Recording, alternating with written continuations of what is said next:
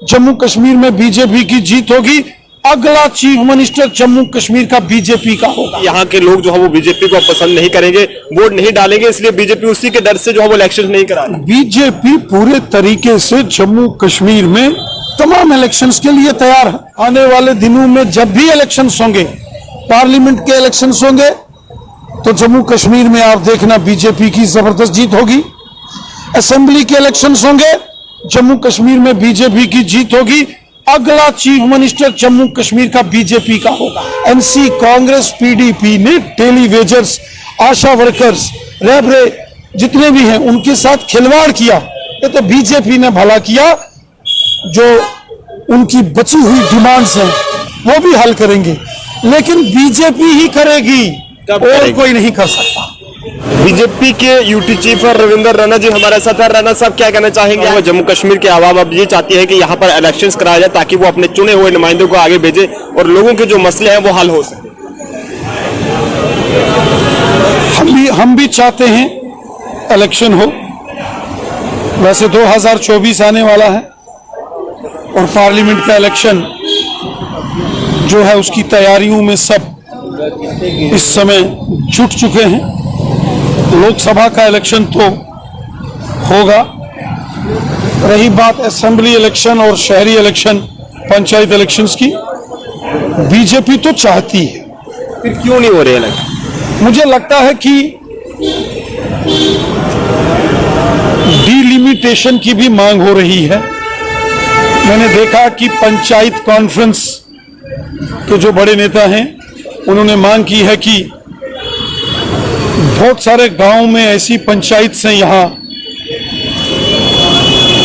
बहुत बड़ी पॉपुलेशन है, पहाड़ी क्षेत्र है, वहाँ डिलिमिटेशन की मांग की गई है पंचायत कॉन्फ्रेंस द्वारा। और बहुत सारे पंच, सरपंच, बीडीसी, डीडीसीज ने भी ये मांग की है। वही शहरों के अंदर भी कुछ एक वार्ड्स ऐसी हैं जहाँ डिलिमिटेशन की मांग हो रही है। मुझे लगता है कि चुनाव आयोग इन सब डिमांड्स पर शायद नजरसानी कर रहा है, गौर कर रहा है, क्योंकि पिछले दिनों जब मैं वादिये कश्मीर के दौरे पर था वहां भी मैंने देखा कि बहुत सारे सरपंचीस और डीडीसी, बीडीसीज के मेंबर्स ने, चाहे शहरी वार्ड्स हैं, जम्मू म्युनिसिपल कॉरपोरेशन हो या श्रीनगर म्युनिसिपल कॉरपोरेशन, काउंसिल्स हो या म्युनिसिपल कमेटीज हो, हर जगह से डिमांड आई है कि वार्ड्स के अंदर और पंचायतों में डिलिमिटेशन होना चाहिए।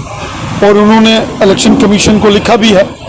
मुझे लगता है कि शायद यही कारण होगा, वरना बीजेपी तो तैयार है। अपोजिशन पार्टी आप पर ये आरोप लगा रही है कि बीजेपी को ये पता है कि यहाँ के लोग जो है वो बीजेपी को पसंद नहीं करेंगे, वोट नहीं डालेंगे, इसलिए बीजेपी उसी के डर से जो है वो इलेक्शन नहीं करा रही। बीजेपी पूरे तरीके से जम्मू कश्मीर में तमाम इलेक्शंस के लिए तैयार है।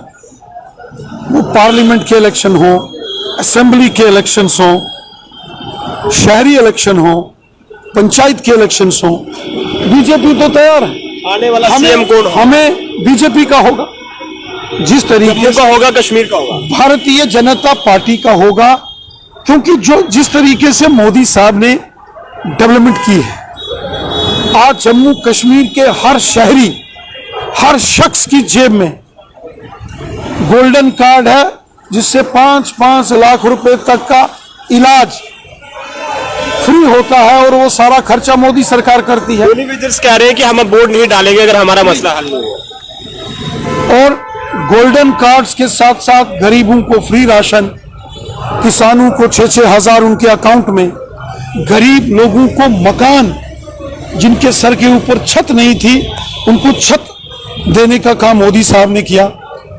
एक जमाना था जब देश में कांग्रेस की सरकार थी, जम्मू कश्मीर में नेशनल कॉन्फ्रेंस की सरकार थी, एक पंचायत में इंदिरा आवास योजना का एक मकान आता था। आज एक पंचायत में 100 मकान, 200 मकान भी कुछ पंचायतों में आए। ये मोदी साहब की देन है। गरीब परिवारों की माता बहनों को फ्री गैस के सिलेंडर कनेक्शन, बच्चों को, गरीब परिवारों के बच्चों को स्कॉलरशिप्स, गुजर, बकरवाल, गद्दी, सिप्पी ओबीसी पहाड़ी कबीले के लोगों का ख्याल अगर किसी ने रखा वो मोदी जी ने किया है। जम्मू रीजन हो या वादी कश्मीर हो, हिंदू हो या मुसलमान हो या सिख हो, हर एक का भला मोदी साहब ने किया है। इसीलिए आने वाले दिनों में जब भी इलेक्शंस होंगे, पार्लियामेंट के इलेक्शंस होंगे, तो जम्मू कश्मीर में आप देखना बीजेपी की जबरदस्त जीत होगी। असेंबली के इलेक्शंस होंगे, जम्मू कश्मीर में बीजेपी की जीत होगी। अगला चीफ मिनिस्टर जम्मू कश्मीर का बीजेपी का होगा। कौन होगा? भारतीय जनता पार्टी का होगा। ऐसा चेहरा कौन सा होगा? चलिए ये वक्त आने पर पता चलेगा, लेकिन होगा बीजेपी का। अफवाहें आपकी फैल रही है ना कि रविंदर रैना जी सीएम हो सकते हैं। देखिए, रविंदर रैना एक फकीर आदमी है, फक्कड़ आदमी हूं। उन लोगों के लिए, गरीबों के लिए, ज़ईफों के लिए, बेसहारा लोगों के लिए काम करता हूं। फकीरी लाइन से जीता हूं। हमने कभी कुछ बनने के लिए ही नहीं सोचा, बस गरीबों का भला होना चाहिए, हर व्यक्ति का भला होना चाहिए, इसके लिए दिलो जान से काम करते। जैसे आशा वर्कर्स और आंगनवाड़ी वर्कर्स का भला कर दो ना। डेली वेजर्स जिनको कांग्रेस, एनसी और पीडीपी 250 और 500 रुपया महीने का देती थी, कोई बायोमेट्रिक नहीं, कोई ऑनलाइन रजिस्ट्रेशन नहीं, और ये 250-500 रुपया भी ईद और दिवाली के दिन मिलते थे। बीजेपी की हुकूमत आई, पीएचई मिनिस्टर चौधरी श्यामलाल जी जब बने, उन्होंने बायोमेट्रिक अटेंडेंस लाई, ऑनलाइन रजिस्ट्रेशन करके डेली वेजर्स हमारे भाई बहनों को मुलाजम बनाने का काम, उनको मुलाजमत का हक बीजेपी ने दिया। आज तकरीबन 10,000 रुपया ऑनरेरियम है, बीजेपी ने दिया। आज उनको मंथली ऑनरेरियम उनकी सैलरी अकाउंट में आता है, बीजेपी ने दिया। आज उनको बायोमेट्रिक अटेंडेंस होती है, बीजेपी ने दी। आज वो ऑनलाइन रजिस्ट्रेशन करके सरकारी मुलाजम उनको तस्लीम किया गया, ये बीजेपी के कारण है। बाकी की सरकारों ने उनके साथ खिलवाड़ किया था, खिलवाड़। एनसी, कांग्रेस, पीडीपी ने डेली वेजर्स, आशा वर्कर्स, रेबरे जितने भी हैं उनके साथ खिलवाड़ किया। ये तो बीजेपी ने भला किया। जो उनकी बची हुई डिमांड्स हैं रेगुलराइजेशन की, या जो भी रेबरे खेल, रेबरे जंगलात, उनके जो मसाइल हैं, डेली वेजर्स के मसाइल हैं, वो भी हल करेंगे, लेकिन बीजेपी ही करेगी, और कोई नहीं कर सकता। तब तो उम्मीदें हैं उनको आपसे, तब करेंगे। हम ही करेंगे और नहीं कोई कर सकता।